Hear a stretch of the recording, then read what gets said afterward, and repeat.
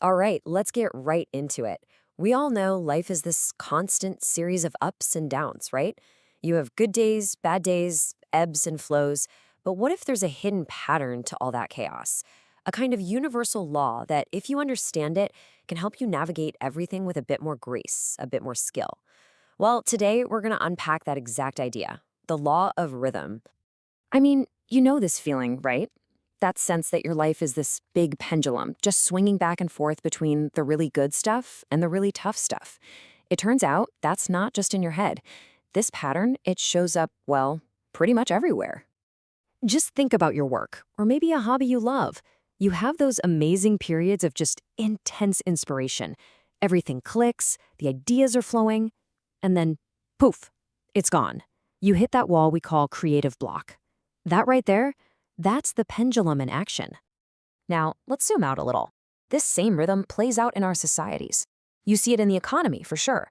You have these periods of incredible growth and prosperity, a boom, and it feels like it's going to last forever. But then, it's always followed by a period of contraction, a recession, a bust.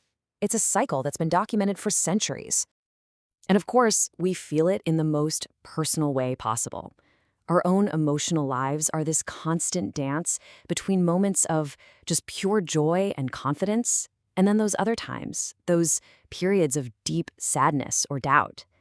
That swing is a fundamental part of being human. So, what if this isn't just a useful metaphor for how we feel? What if this pendulum is actually part of a much bigger cosmic pattern? Something that's literally woven into the fabric of reality itself?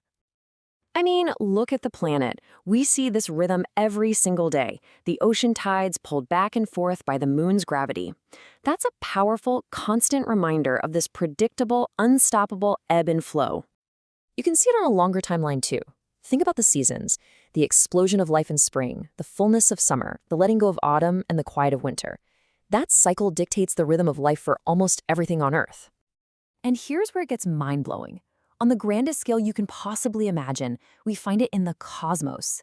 Even stars have a life cycle. This rhythmic journey from birth in a fiery nebula all the way to their eventual collapse. It's a pattern that scales from a single day on Earth to the entire life of a galaxy. And, this isn't just us making poetic connections. Science has actually documented this exact principle in so many different fields. This chart here just scratches the surface. Geologists track ice ages, biologists map our daily circadian rhythms, economists even model these long-wave economic cycles. It's all the same fundamental pulse, just measured with different instruments. Now, what's truly fascinating is that this universal pattern that science is observing, it was actually written down thousands of years ago in an ancient system of philosophy.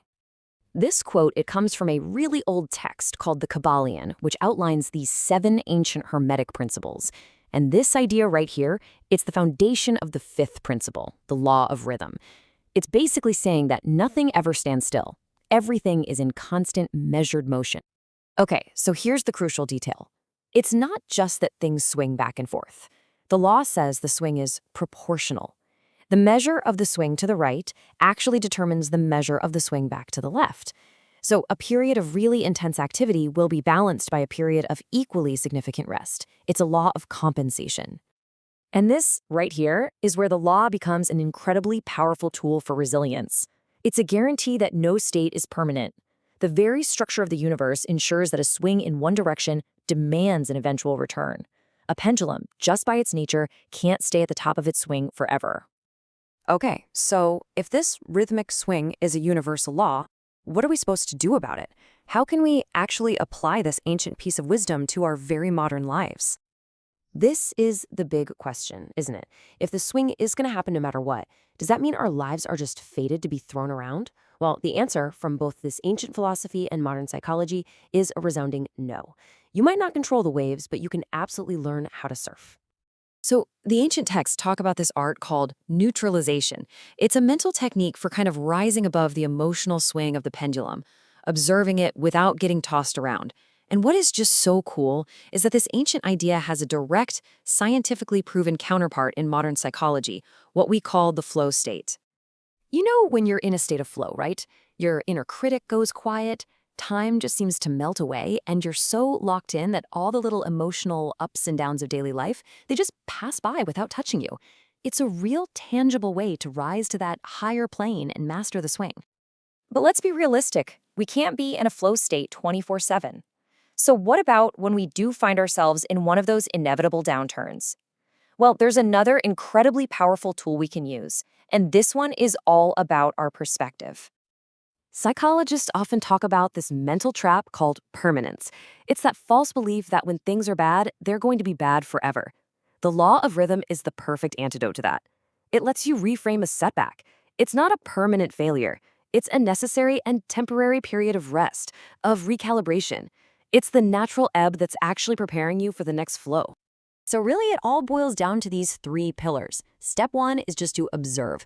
Start to become aware of the rhythms in your own life, your energy, your mood, your creativity. Step two is to accept. Stop fighting the downturns. They aren't you failing. They're just part of the cycle. And then step three is master. Use tools like the flow state and reframing to not just survive the waves, but to actually navigate them with skill. Ultimately, the law of rhythm gives us this really liberating perspective. It teaches us that every low point holds the seed of a future high point. So I'll leave you with this question to think about. Knowing that every winter is just getting the ground ready for a future spring, what is your current challenge preparing you for?